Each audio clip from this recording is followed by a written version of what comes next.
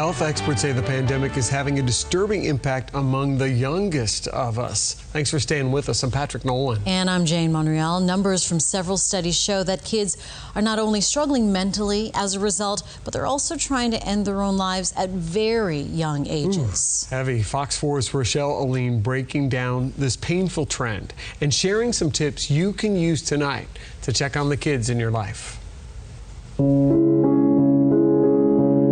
It's been said that life is a dance. Sometimes it's fast, other times it's slow, and sometimes you just end up tripping on your own 2 feet. But health experts say far too many on life's stage are cutting that performance short. He was musical. They're people like 17-year-old Andrew Baltodano. He played the drums and he played the trumpet. He was a musician, artist, and comedian to a pretty tough crowd. He made me laugh, which doesn't come easy, let me tell you. For people that know me, I don't laugh very easily, and he made me laugh. But above all else, his mom Laura says for 17 years, he was here. Just a beautiful soul. But there were also struggles. Laura says they noticed a shift in Andrew around 13. He'd be more in his room, where he'd be playing on the computer more, where he seemed to be more grumpy. And when we thought, well, this is strange, he wasn't doing as well in school. It was behavior that Laura says the family and Andrew's counselor originally thought might be a case of teen hormones. We thought all of it was normal. Even though it wasn't normal for him and how we'd known him to be until that point in his life. But she says that behavior really came to a head his junior year of high school. We had no idea he was struggling at all until one day his counselor called us and wanted to Baker Act him. And we're like, what? At that point, we did everything we could that we knew to do to get him help. He was we started seeing him with a different counselor. He went to psychiatrists. Did all these different things, finally started on medications, and seemingly he was doing better. Laura says they would later learn through journal entries that the better was only surface deep. He was future thinking. He was talking about going to see his girlfriend, and in fact had texted us that night, please contact her parents because I want to go see her. We had an appointment. He was talking about how he wanted to get his hair cut and all that. So it was very shocking to us to find that he'd taken his life. That was in June of 2018. For me, just all the pain of how could this have happened? We loved him, he loved us. What I sense is that he just felt like he couldn't see his place in the grander scheme of things in life. According to the CDC, suicide is the second leading cause of death among kids and young adults ages 10 to 24. And the pandemic isn't helping that trend. All these protective qualities that they had before with friends or with, going outside or doing their activities that they're used to, now is gone.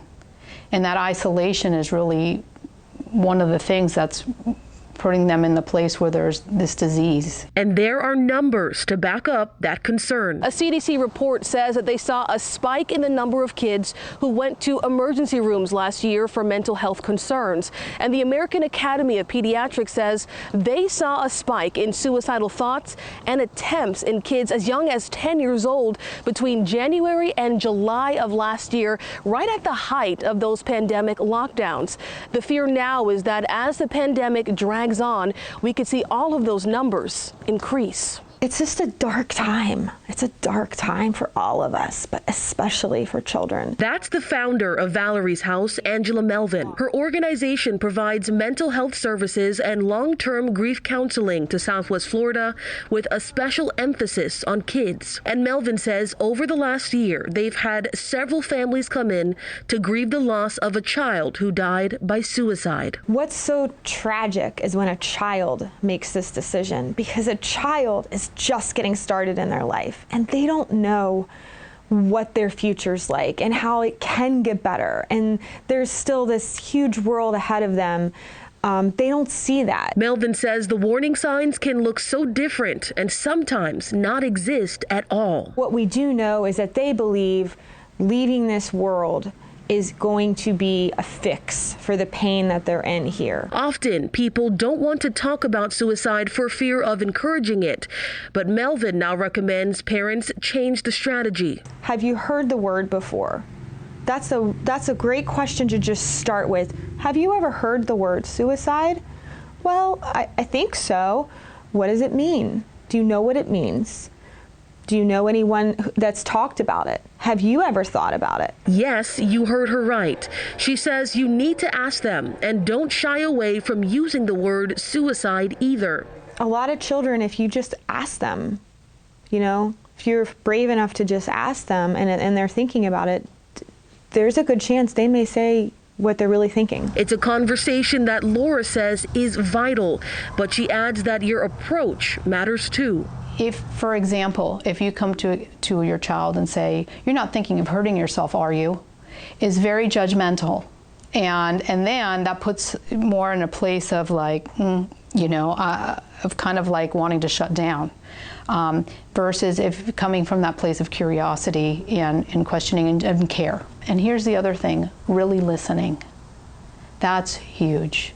And you might feel very alarmed inside when, depending on what they say, but trying to be as neutral as possible and allow them to share without judgment, without speaking over them, necessarily giving advice. Sometimes they just need to speak and say, and then at that point, depending on what they say, say, okay, if they are struggling, we're going to work through this together.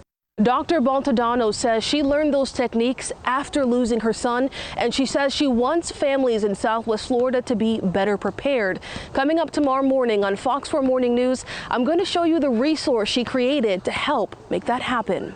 In Lee County, Rochelle Aline, Fox 4. In the meantime, if you're struggling, please know you're not alone, especially during the pandemic. There is help available right now. You can call the National Suicide Prevention Lifeline at 800-273-8255.